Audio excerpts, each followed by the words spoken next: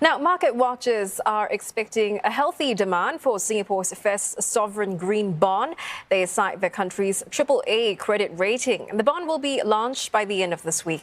Analysts expect interest to come from institutional rather than retail investors. Brendan Tanoto with more.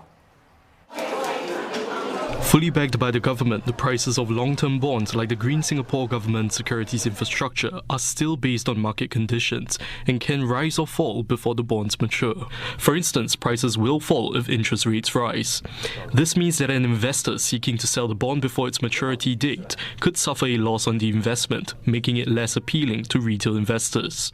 While this may form part of their portfolio in terms of their overall investments, and there would be some uptake, but we are not expecting them to be immediately ready to take on large tranches of the bond.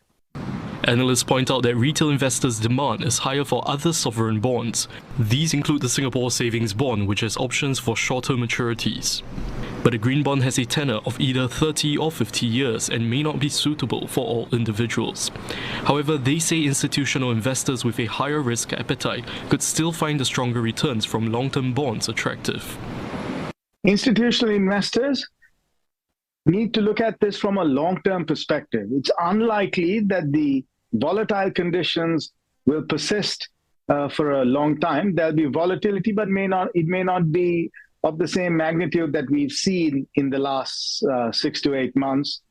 Singapore's central bank is looking to raise at least $1.5 billion with the sale of the green bonds. The proceeds will finance projects with environmental benefits, like the upcoming Jurong Region Line and Cross Island Line of the country's rail network. Other green projects also include those in renewable energy, clean transportation and green buildings.